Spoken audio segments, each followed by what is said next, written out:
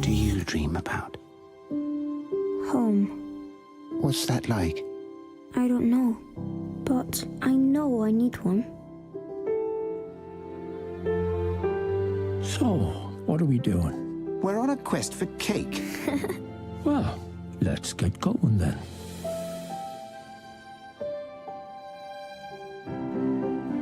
You are loved, and you bring to this world things that no one else can.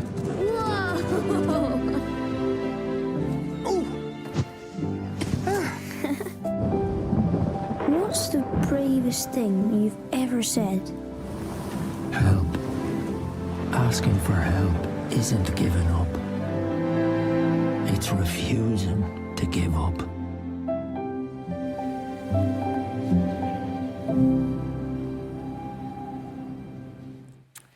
So this little 30-minute short film is on Apple Plus, streaming on Apple Plus, but it didn't start out as a movie. It's actually based on a book by the best-selling author and artist Charlie Mackesy, and he released this book in 2019, and then of course COVID hit, and in it, the pictures and the message and the little quotes, they just went viral.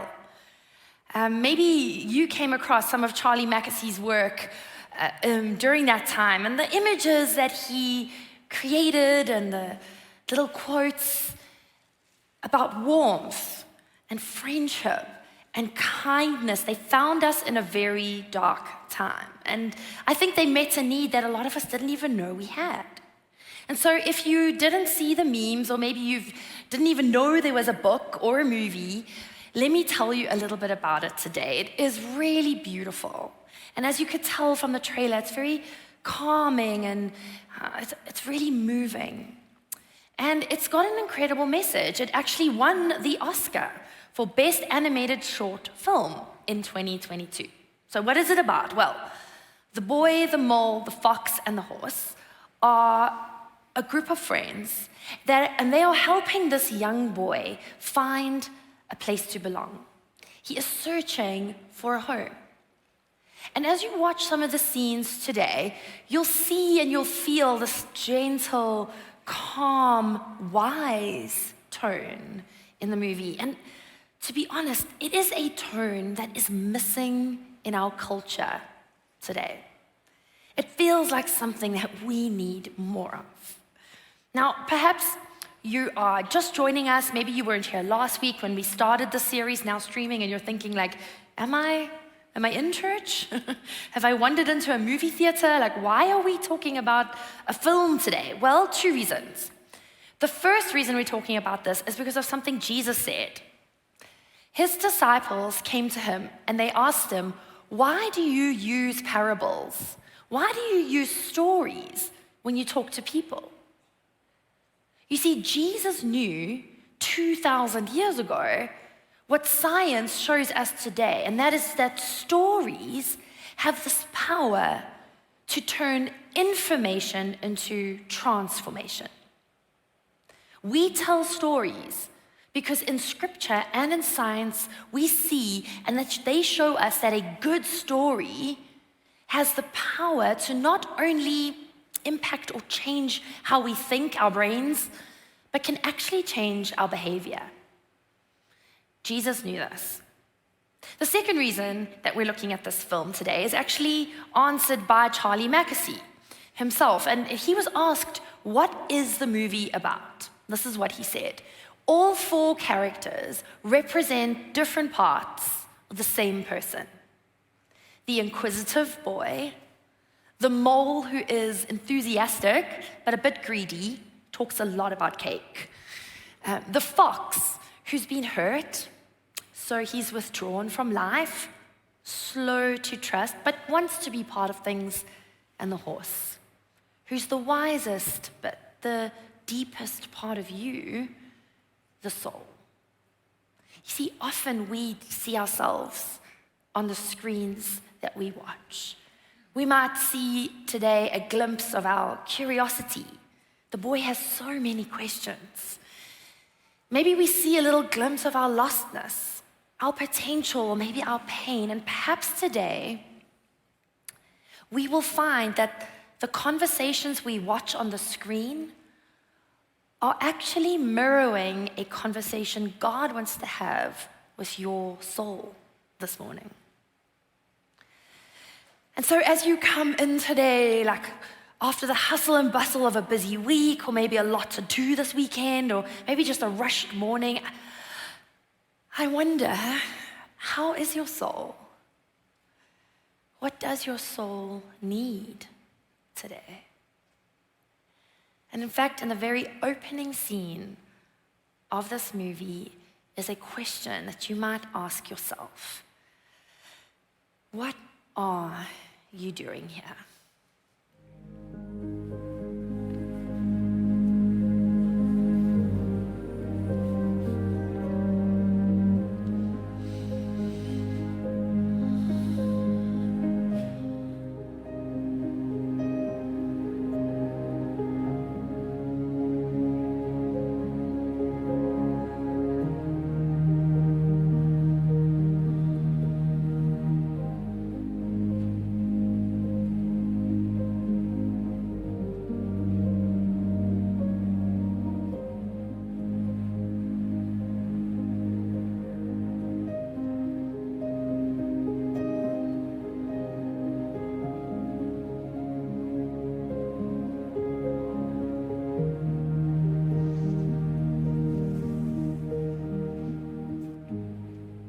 Hello? Hello, What are you doing here? I'm lost. Oh dear. Well, that's no good. Whether E Hills is your home, maybe you are visiting for the first time, or maybe someone sent you a link to watch. At some points in our lives, we all found ourselves searching, looking for a place that feels like home, somewhere to belong, where we don't feel lost. And I don't mean like, setting the filters on Zillow and like a little house. I mean that so many of us don't actually know the answer to the question, what are you doing here? Perhaps we might have lost our way somehow. Maybe you've lost your way because of hardship in life, or a divorce, or just accumulated disappointments. Maybe some of us feel lost because we can tell that like one season in our life is ending and we're not really sure where to go next. Or maybe you're not lost, but you're longing for something. You're longing for more purpose, more adventure, more something in life. Maybe like me, you're a mom and you watch that kid in a snowstorm and you're longing for him to put on a coat. Like he looks a bit young, but I feel like he must be in middle school because he is not wearing a coat in a snowstorm. Why do they do that? I don't know. But whatever you find yourself longing for, it might even be for something that you've never had. It might be just this sense that there must be more to your life than this. C.S. Lewis famously said, if we find ourselves with a desire, with a longing, for nothing in this world can satisfy, the most probable explanation is that we were made for another world. Maybe you feel like this can't be all there is to me and to my life. And it's kind of funny, but it's also a little bit sad that we are always surprised when we find that we've lost our way. We're a little surprised at this universal pattern of homesickness, of longing, but the scriptures are full of stories of people who are searching for home. People who are searching for something to make sense. Adam and Eve, they lost their home as a consequence of their own choices. There are others, like Joseph, who was rejected by his family. He found himself alone in the world because of what was done to him, not by him. And others, like the nation of Israel, they lose their identity to outside influences and they just don't know who they are anymore. And perhaps today you find yourself feeling a little spiritually homeless because you have doubts and you have questions. Or maybe there's been some failure, things you feel like you've done wrong, or the way other people have failed you. And if that's you, you are finding yourself in very good company today. If you have a longing, a homesickness, a desire for more purpose, more calling, more meaning in life, you're in the right place. Now, when it comes to being lost, there is some good news and there's some bad news. So which one what do you want first? Good news or bad news? Bad news. Okay, cool. Here's the bad news. The bad news is, if you haven't already, you are going to lose your way. I know, maybe that's not what you wanted to hear this morning. But just a couple weeks ago, we had Easter. And when we look at the cross, it reminds us that no matter who we are, there is going to be at least one situation in life that we cannot fix. We can't control. We may not even be able to explain it or understand it. We're going to lose our way. And part of this is because, as Richard Rohr says in his book, Falling Upwards, he says, until we are led to the limits of our current game plan, we won't search out the real source. If the boy wasn't lost, he wouldn't be searching for his true home.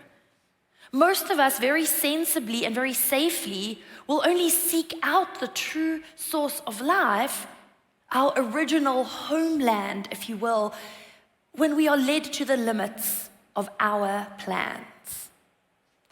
Most of us, we say that again, will only seek out our true home when we are led to our limits.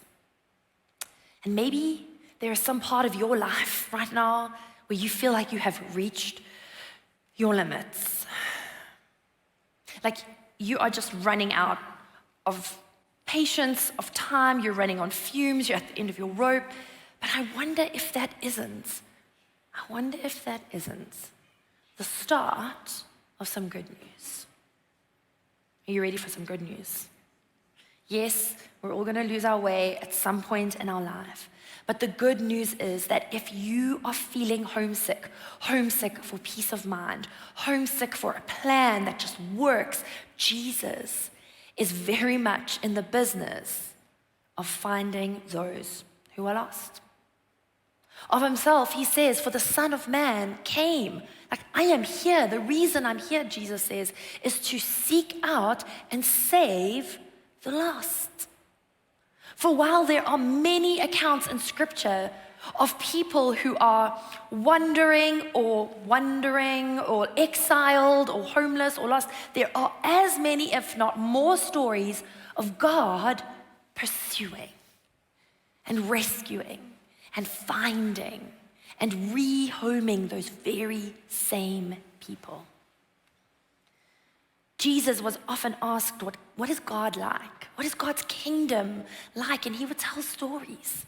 Stories about lost sheep and lost coins and lost pearls and lost sons, and all of them were found. Because yes, the cross reminds us that we are going to reach the end of ourselves, but the empty grave reminds us that that end is never really the end, but a new beginning. And so I don't know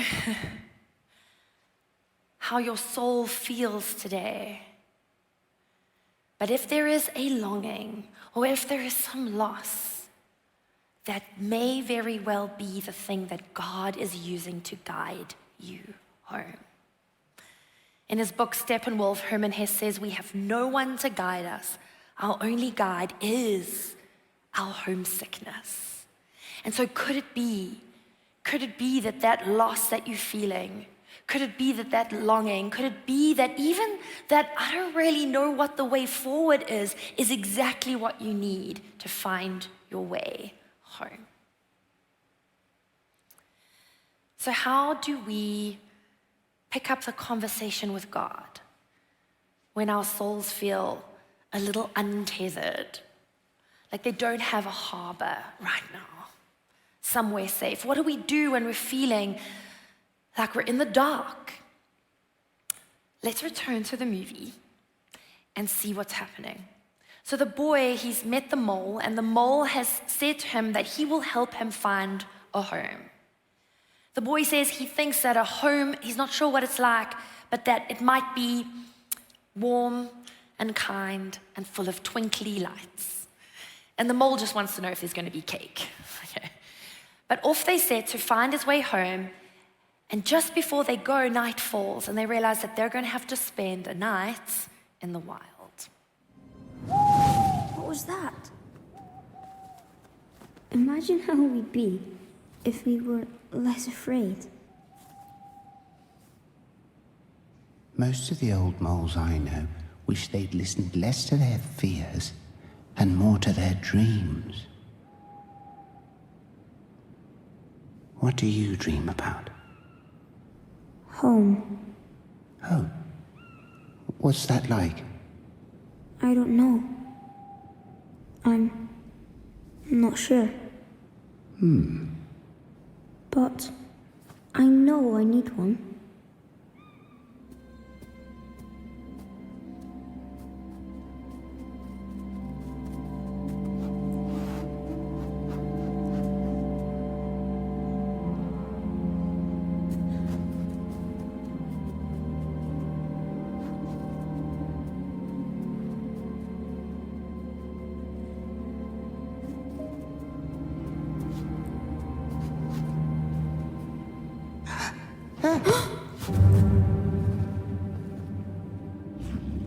Oh, golly.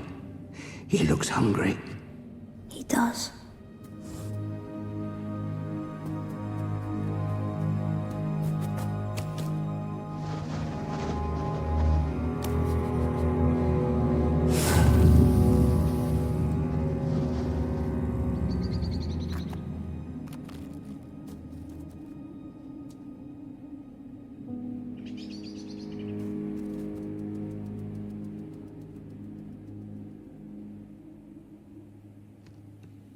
It's okay. The fox is gone. What was that? I'm not sure. Do you think someone's hurt? Maybe. Should we go and check? Good idea. I'll stay in here to, keep you warm. Okay. Thank you.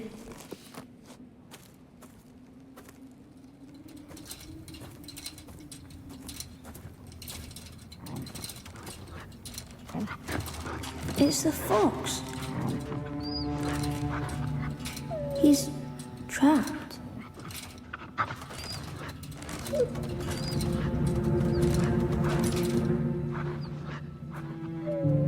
Oh dear.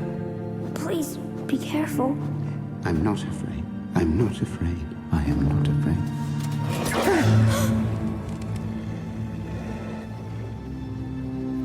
If I wasn't caught in this snare, I'd kill you. If you stay in that snare, you'll die.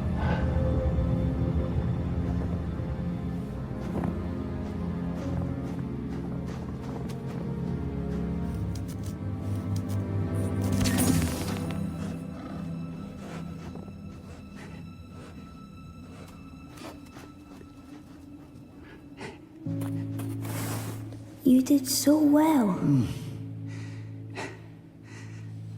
One of our greatest freedoms is how we react to things. One of our greatest freedoms is how we react to things.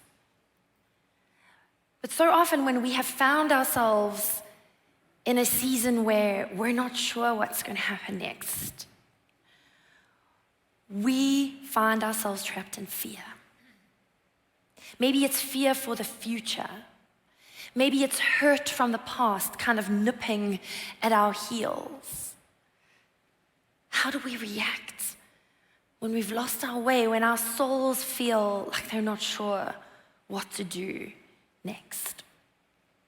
As I watch this conversation unfolding on the screen before us, I'm reminded of a conversation that Jesus had with his friends. And they too were feeling afraid. They didn't know what was going to happen in this next chapter of their lives because Jesus, who had been their home for 3 years, had just told them that he's going to die. And so let's read this conversation, kind of listen in on this conversation between Jesus and his followers to see maybe how we can react when we have lost our way. So Simon Peter asked, "Master, just where are you going?" And Jesus answered, "You can't now follow me where I'm going. You will follow later." See, Jesus knew that he would have to lose himself on the cross so that we would find a way home. He walked in our shoes so that when we did follow, we would have a path to follow. Jesus knew that when we lost our way because of what life happened or what we decide or how we've reacted, he knew that so often it is fear that traps us, fear that keeps us stuck. He sees his disciples, how afraid they are because they don't know where to go next. And so this is what he says to them: don't let this rattle you. Friend, don't let this situation, the one you're in right now, rattle you. Don't let what you're walking home to after this service rattle you. Don't let what you know is going to happen this week rattle you. Don't let the news rattle you. Don't let what's happening in your family rattle you. Why? Jesus says, you trust God, don't you? Trust me. Trust me. There is plenty of room for you in my Father's home. If that weren't so, would I have told you that I'm on my way to get a room ready for you?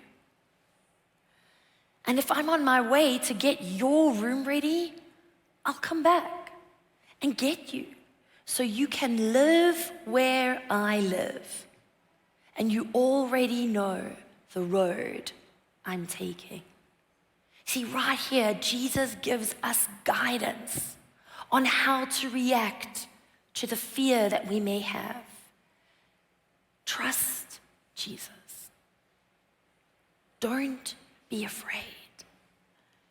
God has a home for you. I don't know who needs to hear those words today when you think of the situation that you find yourself in. Trust Jesus. Don't be afraid. God has a home for you. Maybe it's that last line that you feel stuck on, that you know the way. Do I? Do I, Jesus? Do I know the way? I don't think I do. I don't know how to repair that relationship. I don't know how we're going to make ends meet. I don't know how to clean up the mess that I have found myself in. If that is you, you're not the first to have a conversation in your soul with God like this. Maybe you feel like, I have no idea, but this is what Thomas says. Master, we have no idea where you're going. How do you expect us to know the road? And Jesus responds to him by saying, I am the road. I am the road. Also the truth. Also the life. Friends, what Jesus is saying is that God has a home for you. A place for you, a condition for you, a state of being internally and externally where you do feel safe and you do feel secure and you do find the belonging, the family, the community you've been longing for. There is room for you in God's family. I don't know what you were told by your parents or your teachers. I don't know what you've experienced out in this world, and maybe what you have felt from Christians, but I'm telling you today, there is room for you in God's family. And Jesus is saying, you know that longing you have, you know that search that you're on? Well, God is the home. Jesus is the road.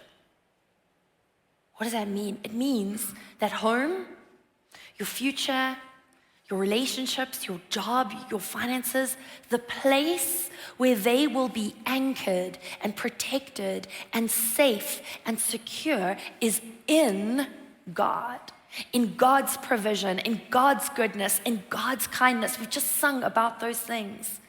In God's wisdom.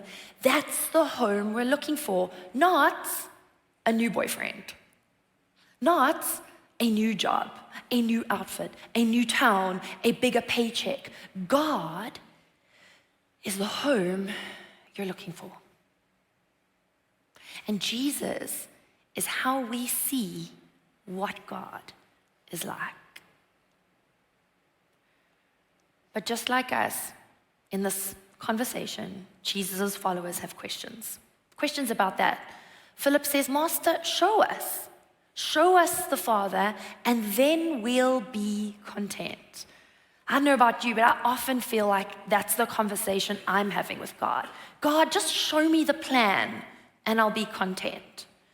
Maybe if you're single, you're saying, like, God, just show me who I'm supposed to marry. Show me who I'm supposed to date. Then I'll be content. God, show me what career I should take or what courses I should choose, and then I'll be content.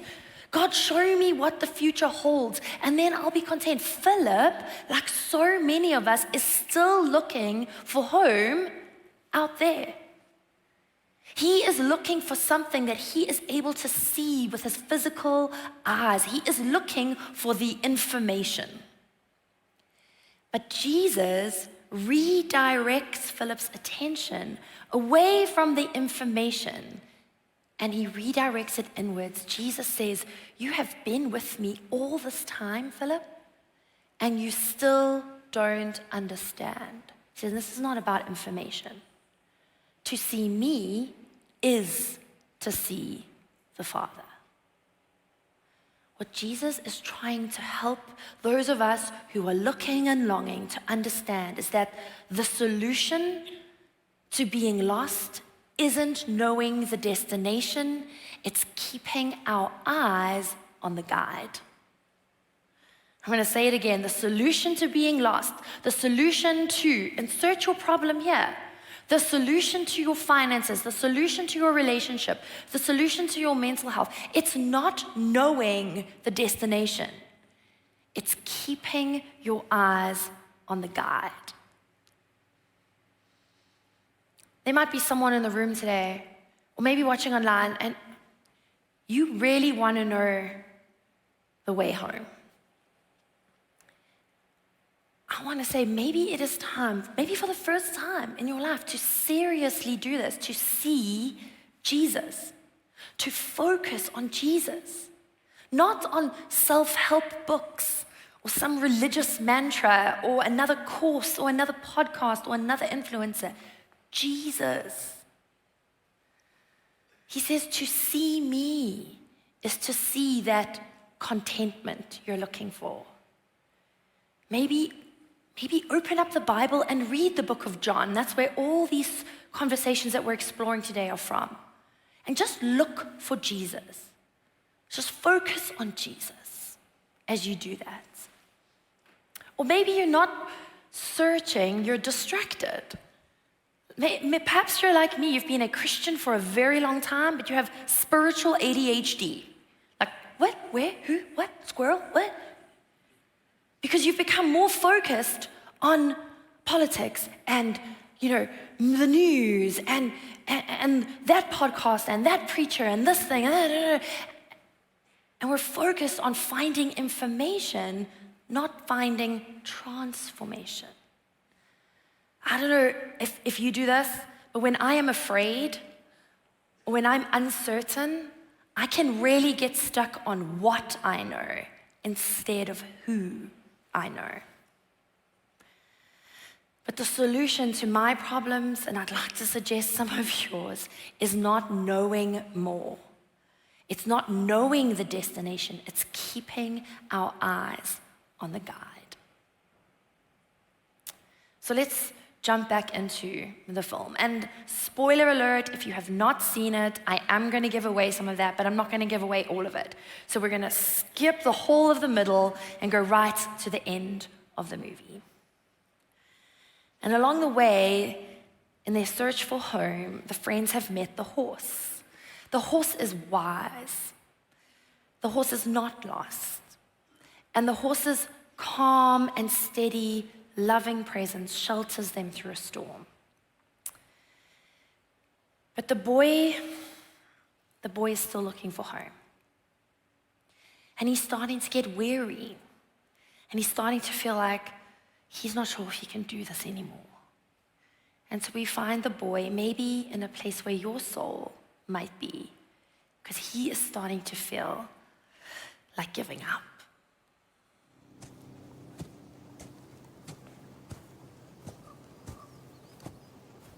Oh no! Where are the lights? I can't see them anymore. It feels like we have such a long way to go. I know. But look how far we've come. I just don't think I can do this. I'm never going to find a home. You know, sometimes your mind plays tricks on you. It can tell you you're no good, that it's all hopeless. But I've discovered this. You are loved and important, and you bring to this world things that no one else can. So hold on.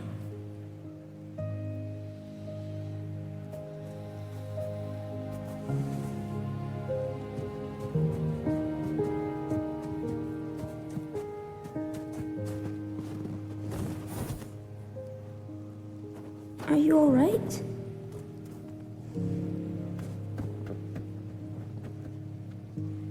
There's something I haven't told you. What? I can fly. You can fly? Yes. But I stopped because it made the other horses jealous. Well, we love you, whether you can fly or not.